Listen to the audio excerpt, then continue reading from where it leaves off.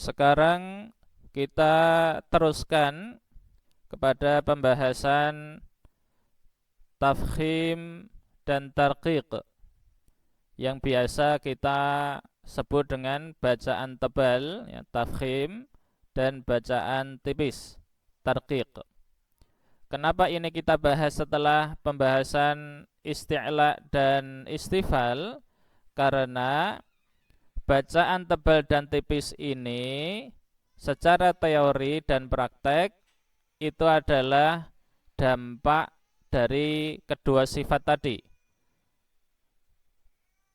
Tafkhim itu adalah dampak pengucapan huruf isti'la atau huruf tebal, sedangkan tarqiq itu adalah dampak dari pembacaan yang tepat dari huruf-huruf istifal atau huruf yang dibaca tipis, begitu tanpa gema. Ya, kita lihat pengertian yang lebih luas, begitu, lebih detail. Jadi yang namanya at-tafkhim atau bacaan tebal itu adalah meluasnya rongga mulut akibat penyempitan pada tenggorokan dan naiknya suara atau naiknya tekanan suara ke arah langit-langit, ke atas, sehingga suara yang keluar itu diiringi dengan gema. Ini yang kita katakan tadi adalah dampak dari cara ucap isti'la yang biasa dalam ilmu tajwid diungkapkan dengan istilah mustahaqqul isti'la. Ingat, mustahaqqul isti'la, ya, bukan mustahaqqul isti'la. Kenapa? Karena hamzah dari kata isti'la ini adalah hamzah wasal. Dan mustahaqqul isti'la ini dulu pernah kita sampaikan adalah kata lain dari sifat aridhah, ya, sifat aridhah, begitu. Baik, kita lihat kepada gambarnya terlebih dahulu supaya lebih bisa kita pahami dengan baik, begitu. Untuk pengucapan huruf qaf, pertama kita lihat tekanan arah suara ini, ya. Ini mengarah ke langit-langit. Inilah isti'la, ya. Inilah sifat isti'la. Arah suara itu ke atas. Sedangkan panah yang putih ini, ya, berbolak-balik ini penggambaran dari apa? Dari gema. Karena memang yang namanya gema itu muncul adalah setelah suara itu membentur langit-langit kemudian membalik. Jadi mirip dengan ketika umpamanya kita di dalam satu ruangan, ya, yang kosong begitu, ketika kita mengucap, ya, teriak, maka akan ada pantulan suara. Itulah gema atau gaung, ya, apalagi kalau atas itu berupa kubah, ya, seperti kubah pada langit-langit mulut kita ini, ya. Jadi ketika mengucap ada kurang lebih begini, ko, ko, ko, tidak ko, ko, tidak begitu. Itu untuk at-tafkhim, bacaan tebal, ya, dalam bahasa kita begitu. Baik, lanjut ke sebaliknya, yakni bacaan tipis atau at-tarqiq. Langsung pada pengertiannya.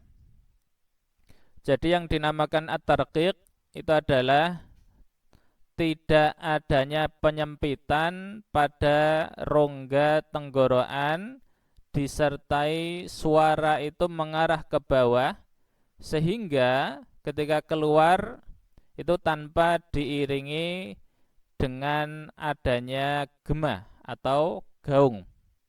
Itu. Nah, kalau dari segi pengistilahan, maka at-tarqiq ini masuk ke mustahaqqul istifal. Mustahaqqul istifal, dampak dari cara ucap atau sifat istifal. tentunya ini juga masuk ke pembahasan apa? Pembahasan sifat aridhah. Itu. Kita lihat gambarnya. Pertama, kita lihat arah suaranya dulu. Ya, arah suaranya itu tidak mengarah ke atas, tetapi langsung turun, ya, inhadara, ya, turun dan langsung keluar, sehingga tidak diiringi oleh gema ini. Selanjutnya, tadi sudah disampaikan tidak ada penyempitan pada rongga tenggorokan, maka bisa kita lihat ini meskipun ya ketika mengucap kaf itu memang pangkal lidah yaitu diarahkan ke atas dan nempel ke area di antara langit-langit keras dan langit-langit lunak, tetapi di sini tidak ada penyempitan pada rongga tenggorokan. Ya, tidak ada penyempitan itu.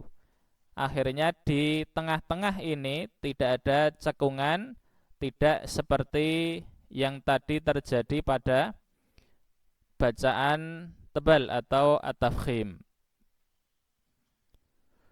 Sehingga ketika kita mengucap huruf kaf dan huruf-huruf istifal lainnya, itu kita mengucapnya tanpa diiringi dengan apa? Dengan gema atau gaung. Jadi cukup ka, ka, ka, tidak ko, tidak begitu. Itu ya. Baik, sahabat Al-Quran rahimakumullah. Selain pembahasan umum tentang tafkhim dan tarqiq ini, ada catatan-catatan khusus untuk pembacaan huruf-huruf tertentu dikaitkan dengan bacaan tebal dan tipis. Yang pertama adalah pengucapan huruf alif, di mana huruf alif ini merupakan salah satu syarat terjadinya apa? Terjadinya mat. Ya, kita lihat. Jadi huruf alif ini bisa dibaca tebal dan bisa juga dalam kondisi tertentu dibaca tipis.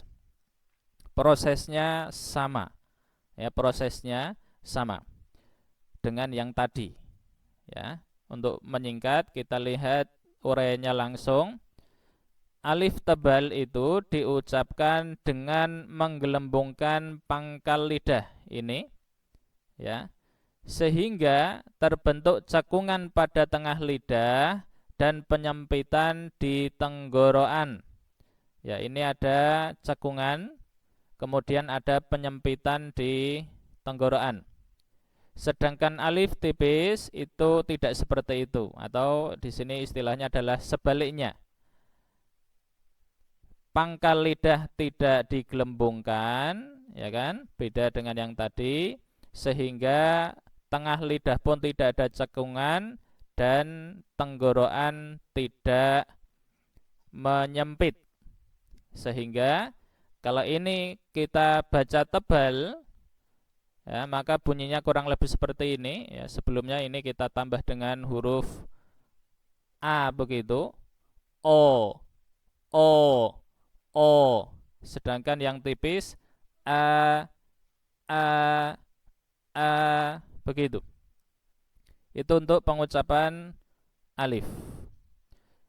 Selanjutnya pengucapan huruf lam, di mana huruf lam ini juga bisa dibaca tebal pada kasus-kasus tertentu dan juga bisa dibaca tipis.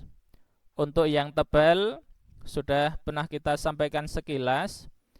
Untuk riwayat Hafsah dan Asim, maka lam tebal ini hanya dibaca ketika kita membaca apa? Lafzul jalalah.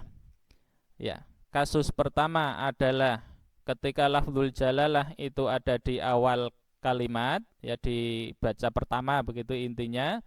Kemudian kasus kedua adalah ketika lafzul jalalah ini didahului oleh huruf yang berharokat fathah ataupun dhammah. Itu. Sedangkan untuk lam tipis ini kasusnya lebih banyak, maksud kami lebih luas ya, karena menyangkut lafzul jalalah yang didahului oleh huruf yang berharokat kasrah dan lam-lam yang lain ya di luar lafzul jalalah. Itu untuk riwayat Hafiz an Asim. Kita lihat uraiannya mirip dengan yang pembacaan alif tadi. Lam tebal diucapkan dengan menggelembungkan pangkal lidah. Ini menggelembung pangkal lidahnya sehingga terbentuk cekungan pada tengah lidah begini dan penyempitan di tenggorokan. Sedangkan lam tipis itu sebaliknya. Jadi tidak ada cekungan berarti di sini ya, karena memang apa? Pangkal lidahnya tidak menggelembung. Ya, dan tenggorokan akhirnya juga longgar, tidak ada penyempitan. Sehingga ketika kita mengucap lam tebal, akhirnya begini, kurang lebih lo, lo, lo. Dan lam tipis la, la, la. Allahu billahi, ya begitu. Tallahi, lah begitu. Ya, kurang lebih. Dan di sini perlu kami sampaikan untuk huruf lam itu ada istilah khusus selain tafkhim ya untuk bacaan tebalnya. Untuk bacaan tebal lam itu juga ada istilah namanya taghlidz. Jadi taghlidul lami ya, jadi pembacaan tebal untuk huruf lam. Baik, itu pengucapan huruf lam kurang lebih ya. Kita teruskan ke pengucapan huruf ro ya, karena memang huruf ro ini bisa dibaca tebal ataupun bisa dibaca tipis. Langsung saja pada uraiannya, karena memang ini mirip saja begitu dengan yang dua tadi, yakni alif dan lam. Huruf ro tebal itu diucapkan dengan menggelembungkan pangkal lidah sehingga terbentuk cekungan pada tengah lidah dan penyempitan di tenggorokan. Ya, kurang lebih begini gambarnya. Sedangkan ro tipis ya, untuk ro tipis itu sebaliknya. Dan ini insya Allah akan kita bahas pada materi-materi khusus membicarakan tentang ro ini, karena ini agak luas ya. Kita jadikan bab tersendiri begitu.